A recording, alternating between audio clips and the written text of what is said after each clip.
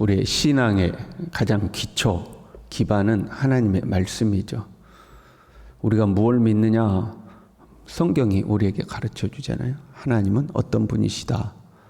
예수님은 어떤 분이시고 우리를 위해서 어떤 일을 했다. 예수님을 구주로 영접한 사람들은 어떻게 변화된 삶을 살아야 한다. 이 모든 것을 성경이 가르치고 있죠. 그래서 성경은 우리의 신앙의 가장 기본이요 기초가 됩니다. 지금 베드로 사도가요 자신의 경험을 이야기해요. 내가 죽을 날이 가까웠는데 내가 죽은 뒤에도 너희들이 이러한 것들을 잘 알고 믿음에서 흔들리지 않기 위해서 내가 하는 말이야. 그러면서 내가 예수님이 변화된 것도 보았고 하늘에서 음성이 나는 것도 내가 들었다. 예수님은 하나님의 아들이 분명하다 하고 이제 자신의 경험을 이야기했죠. 그럼에도 불구하고 우리에게는 더 확실한 애언이 있다. 나의 경험보다도 더 분명한 것은 하나님의 말씀이다. 말씀이 더 확실한 거다. 어두운 데를 비추는 등불과 같이 날이 새어 샛별이 너희 마음에 떠오르기까지 말씀을 주의하여 보는 것이 좋은 거다. 그래서 하나님의 말씀을 깊이 들여다보고 말씀에 근거한 신앙생활을 해야 된다 하고 지금 말씀했어요. 그리고 이제 본문에요. 그러면서 말씀을 들여다볼 것을 이야기하면서 그러나 성경의 모든 애언은 사사로이 풀 것이 아니다. 하나님의 말씀을 깊이 들여다봐야 되지만 함부로 성경을 해석하거나 함부로 네 마음대로 성경을 적용하거나 해서는 안 된다는 거죠. 성경은 사사로이 풀 것이 아니다 하는 말 속에는 성경에는 해석이 필요하다라는 의미가 숨어 있죠. 그냥 문자 그대로 받아들여지는 것이 아니라 때로 해석이 필요한 부분들이 있다. 그런데 그것을 네가 네 원하는 대로 그걸 풀어서는 안 된다. 성경은 성령께서 기록한 것이기 때문에 성령의 인도를 구해야 한다. 그리고 본문이죠. 그러나 백성 가운데 또한 거짓 선지자들이 일어났었나니 가짜가 있다 하는 거죠. 말씀의 흐름에서 보면 성경을 사사로이 풀어서 자기들이 원하는 대로 성경을 갖다 악용하는 자들이 분명히 생길 것이다 하는 거죠. 백성 가운데 거짓 선지자들이 일어났었나니 이와 같이 너희 중에도 거짓 선생들이 있으리라. 가짜가 있을 거다 하는 거죠. 여러분 가짜는요. 과거에도 있었고 현재에도 존재하고 미래에도 있을 것입니다. 에덴 동산에서부터 사탄이 역사를 했으니까 과거에도 있었고 현재에도 가짜는 존재하고 미래에도 가짜는 나타나죠. 예수님께서 이 땅에 오셔서 세상을 심판하기 때까지는 가짜는 역사를 하는 겁니다. 그런데 그 가짜 중에서 자기의 경험을 근거로 역사하는 가짜가 있고 그렇잖아요. 이단 교주들이 자신의 교리를 권위 있게 만드는 방법 중에 하나가 자신의 신비적 경험을 주장하는 거죠. 광명한 천사가 나타나서 나에게 금으로 된 책을 주면서 이것을 받아 먹으라 했다 해가지고 그 책이 바로 이 책이다 하고 이제 이상한 책 하나 만들어가지고 하는 이제 교주가 있는가 하면 하나님의 말씀을 근거로 하는 이단들이 있는 거죠. 광명한 천사가 나타나서 나에게 이 말씀의 해석을 가르쳐 줬다. 그래서 나만이 이 말씀의 해석을 가지고 있다. 근데 가만 들어보면 자기 이전에 있었던 이단들도 그렇게 풀이했던 거 똑같이 풀이하면서 나에게만 주어진 말씀이다. 뭐 이제 이러면서 하는 거죠. 성경을 근거로 하는 이단, 하나님의 말씀을 왜곡되게 풀이하고 해석해서 자기들이 원하는 대로 짜맞춰가지고 하는 그런 이단들이죠. 말씀을 악용하는 거죠. 대부분의 이단들은요, 우리가 평안을, 가짜는 항상 존재하니까 우리가 평안할 때도 이단들이 있어요. 그때는 여러분 우리가 삶이 좀 평안해지면 이 영적인 갈급함이 생기거든요. 삶이 평안하다 보면 신앙생활이 좀 느슨해져요. 그러면 개중에 영적 갈급함을 가진 사람들이 나와요. 그 영적 갈급함을 이제 이용해 먹죠. 아니면 삶이 혼란스러울 때는요, 사람이 절박해지잖아요. 뭔가 나에게 도움과 특별한 방법이 있어야 될 것 같은 절박함이 생기죠. 그러면 그 절박함을 이용하죠. 신천지가 하는 방법 중에 그런 거잖아요. 네가 현재 그렇게 경제적으로 어려운 것은 너에게 말씀이 없기 때문이야. 그렇게 하는 거죠. 네가 현재 그렇게 아픈 것은 너에게 말씀이 없기 때문이야. 현재 네 삶이 그렇게 고달픈 것은 너에게 말씀이 없기 때문이야. 그러니까 뭐 배우자? 말씀 배우자 해가지고 자기들이 만들어낸 교리를 이제 가르치기 시작하는 거죠. 그 가르치는 거죠. 그러나 결국 이러든지 저러든지 이단들은 우리의 빈틈을 파고드는 거거든요. 그 빈틈이 뭐냐? 우리의 탐심이죠. 우리 안에 있는 욕망. 이런 욕망이든 저런 욕망이든 우리의 욕망을 파고드는 거죠. 내가 영적으로 갈급한 것도 내 안에 뭔가 이 욕망이 있는 거거든요. 여러분 성령 안에서 항상 만족하고 감사하시길 바랍니다. 내가 성령 안에서 만족하고 감사한데 누가 더 희한하고 신비한 거 가르쳐주자 해도 나 소용없다고 그러잖아요. 내가 배가 부른데 누가 밥 먹으러 가자고 하면 나 배불러서 안 먹는다고 그러잖아요. 하나님의 은혜 안에서 내가 충만하면 누가 별 희한한 이단이 와서 유혹해도 나는 안 한다고 그러는 거죠. 근데 내 안에 뭔가 갈급함이 있는 거야. 뭔가 허전함이 있는 거야. 뭔가 이 부족함이 있는 거야. 거기에 이제 빈틈이 생겨서 속아 넘어가고 끌려가는 거. 우리가 주님 안에서 항상 은혜가 충만하면 되죠. 이단에 끌려가는 사람들 보면 교회에 그렇게 불만이 많죠. 교회에 불만이 많고 목회자에 불만이 많고 성도들한테 불만이 많고 교회 장로들 권사들한테 불만이 많고 뭔가 이 불만족이 있는 거예요. 불만족이. 그게 빈틈이 돼가지고 끌려가는 거죠. 그래서 우리 이단들은 이제 그걸 와서 이제 끊고 가는 거예요. 그렇게 이제 거짓 선생들이 일어났는데 자기들을 사신 주를 부인하고 주님을 부인한대요. 보세요. 주님을 이용해야 되는데 주님을 부인한다고. 이단들은 주님을 이용해 먹는 거잖아요. 근데 주님을 부인한다고. 왜 그랬을까요? 예수님을 주인으로 소개하는 것 같지만 결국에는 자신들이 주인이 되는 거죠. 자기를 추종하는 사람들을 자기가 마음대로 이렇게 해야 되잖아요. 자기가 주인이 돼야 돼요. 예수님을 이용할 뿐 실제로는 자기들이 주인이 돼요. 그래서 구원받는 새로운 방법도 만들어내죠. 예수 그리스도를 믿음으로 구원받는다. 거기다가 플러스를 더하죠. 그것만 가지고는 안 된다. 그래서 그럼 죽기 전에 믿는다 그러면 되겠네. 그런 식으로 우리를 비난하죠. 우리가 믿음으로 구원받는다 그러면 아이고 그러면 죽기 전에 그냥 믿는다고만 하면 다 구원받겠네. 이제 그러면서 믿음으로만 되는 것이 아니고 이것도 해야 되고 이것도 해야 되고 이것도 해야 되고 이것도 해야 된다 하고 자기들만의 구원의 방법을 만들어요. 그럼 사람들이 구원받으려면 그 방법을 추종해야 되지 않겠어요? 그래서 자기들의 종을 만드는 거죠. 이 요한계시록의 해석을 알아야 돼. 그래야 구원받아. 근데 그 요한계시록 해석 나만 알고 있다. 나 따라와. 그 이제 종으로 끌려가는 거죠. 그래서 예수님을 부인하는 거죠. 그리고 2절에요. 여럿이 그들의 호색하는 것을 따르리니 육체적 쾌락을 합리화시키는 거예요. 이제 이단을 보면 그 말씀을 애곡되게 가르쳐서 그들을 종처럼 부리는 이단들이 있는가 하면 이 육체적 욕망을 정당화시켜주는 이단들이 있어요. 그래서 이들은 상당히 이 육체적으로 타락한 모습을 보이죠. 이 구약의 성도들 보자면 바알과 아세라를 추종하는 것과 비슷한 거죠. 바알과 아세라로 가면 육체적 욕망을 누릴 수도 있고 그 다음에 자기들이 원하는 축복을 빌 수도 있고 그렇잖아요.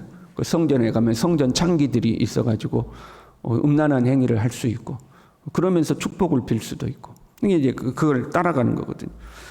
성도들의 육체적 욕망을 거짓된 진리로서 합리화시켜줘서 성도들이 그 육체적으로 타락하도록 만드는 거죠. 그래서 뭐 영생교니 뭐 무슨 교니 하는데 보면 성도들 간에 성적으로 막 혼합이 되죠. 그것이 하나님을 섬기는 방법이라고 가르치는 거거든요. 그 바알과 아세라를 섬기는 사람들이 그렇게 했잖아요. 그렇게 이제 타락하는 거죠.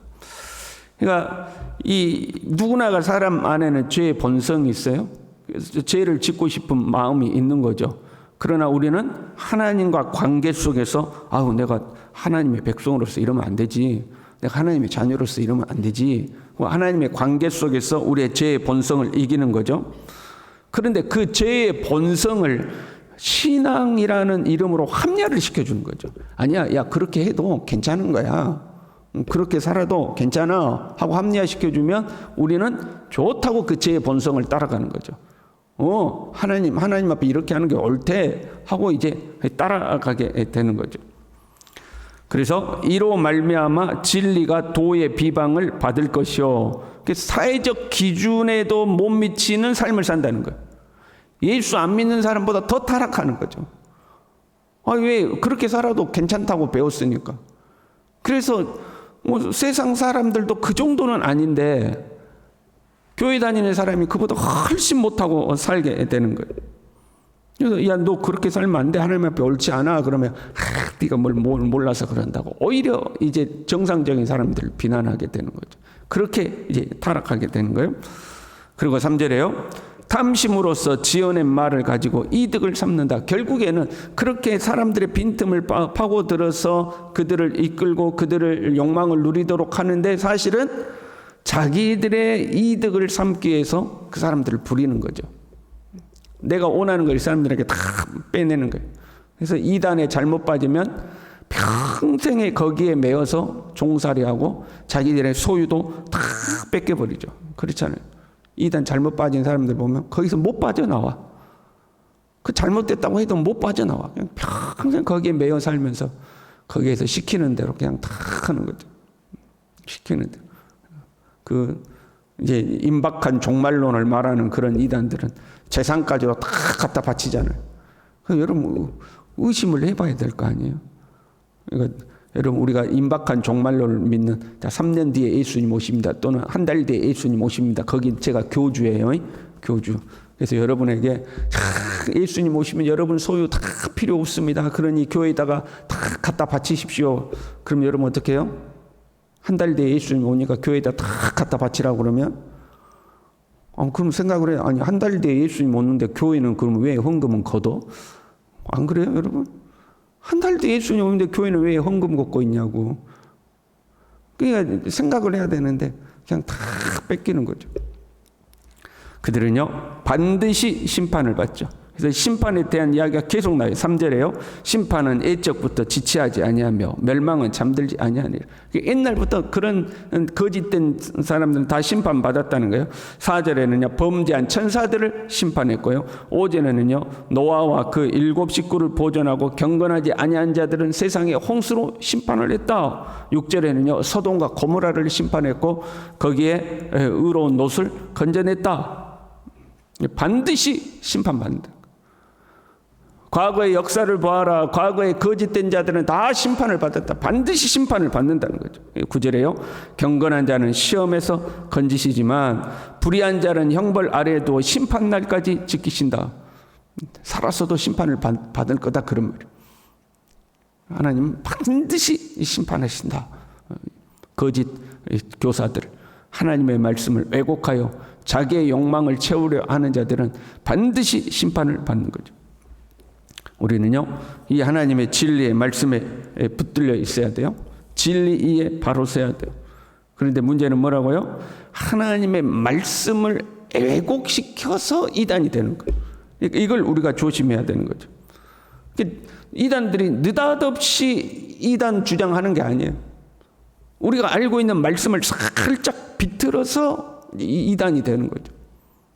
그래서 우리는 진리를 바로 배우고 하나님의 말씀을 바로 알고 이 진리에 바로 서야 되는 거죠. 말씀의 홍수 시대예요. 온갖 말씀들이 쏟아지는 시대죠. 그렇잖아요. 참 세상이 많이 변했습니다, 여러분. 과거에는 뭐 이런 게 어디 있어요? 유튜브가 어디 있고 뭐 TV, 라디오를 통해서 설교 듣고 이런 게 어디 있었어요? 그렇잖아요. 세상 소식도 그래. 여러분 세상이 발달하면서 스트레스가 훨씬 많습니다. 뉴스를 보더라도 그래. 과거에 TV나 라디오 없이 신문이나 받아보던 그런 시절에는 세상 돌아가는, 정치 돌아가는 뭐 이런 것 때문에 스트레스 받을 일이 없잖아요. 왜? 모르니까. 그런데 지금은 뭐 분초 단위로 막 소식들이 전해지니까 사람들이 거기에 스트레스를 무지하게 받는 거예요. 스트레스 더 많은 거예요. 관심을 갖지 말고 그런 것 듣지도 말고 보지도 말아야 돼. 정신 건강에 해로. 말씀도 그런 거예요. 그냥 말씀이 쏟아져 나오는 거죠. 그 좋은 말씀들만 나와서 말씀을 바로 배우면 좋은데 온갖 잘못된 것들이 쏟아져 나오는데 그 잘못된 것들이 누가 딱 봐도 저거 잘못된 거구만 그러면 얼마나 좋아요. 근데 이단들처럼 교묘하게 비틀어지고 애곡되는 것들 그런 말씀들이 막 쏟아져 나오는 거. 그러면 사람들은 그걸 분별하는 것이 아니라 사람들은 자기가 좋아하는 것을 따라가게 되죠. 자기 귀에 듣기 좋은 말씀을 따라가는 거죠. 그리고 특별히 여러분 본 성도들이 당신 하나님 앞에 더 똑바로 살아야 됩니다. 주님 앞에 더 헌신해야 됩니다. 주님 앞에 더 희생해야 됩니다. 그 말씀을 좋아하는 것보다 성경을 근거로 교회를 비난하고 성경을 근거로 기성교회가 잘못되었다고 이야기하고 성경을 근거로 이 지도자들을 비난하는 말을 더 좋아해 사람들은. 그래서 1절에 보면 이렇게 되어 있어요. 자기들을 사신 주를 부인하고 이렇게 되어 있잖아요. 그 주애가 1번에 하고 관주가 붙어 있죠. 그때 보면 뭐라고 했어요? 또는 뭐라고 되어 있어요? 상전이라고 하죠. 상전. 지도자들을 비난한다는 거. 그것들을 좋아하는 거. 아무개 교회는 이래서 잘못됐고, 아무개 목사는 이래서 잘못됐고, 이런 가르침은 이래서 잘못됐고, 이제 그런 걸 좋아하는 거죠. 쉽게 설명하면 여러분, 하나님 앞에 더 헌금해야 됩니다. 이 말씀이 좋아요. 헌금을 안 해도 됩니다. 이 말씀이 더 좋아요. 사람들이 어떤 말씀을 더 좋아할까요? 하는 헌금을 똑바로 하셔야 됩니다. 11조를 하셔야 됩니다. 감사를 하셔야 됩니다. 구제를 하셔야 됩니다.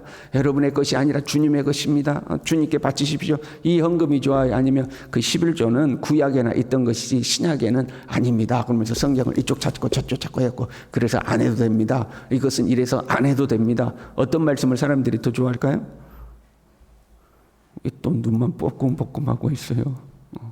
사람들이 자기 듣기 좋은 말씀을 따라가는 거죠. 그래서 우리가 왜곡되고 비틀어 주는 거예요. 우리는요 모두 다 하나님의 심판대 앞에 서게 될 겁니다.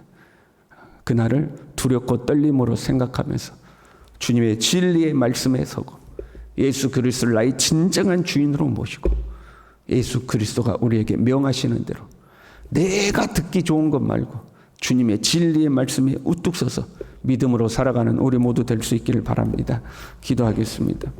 하나님 아버지, 주님의 말씀을 사사로이 풀고 자기 입맛에 좋게 풀고 자기 듣기 좋게 풀어서 자기의 이익을 추구하는 거짓 교사들처럼 내 스스로가 그렇게 하나님의 말씀을 애곡되이 받아들이지 않도록 하나님의 말씀 앞에 정직하게 무릎을 꿇고 주님이 명하시는 말씀 앞에 정직하게 순종하는 하나님의 사람들이 될 수 있도록 우리 모두를 붙들어 주시옵소서. 예수님의 이름으로 기도 올리옵나이다. 아멘.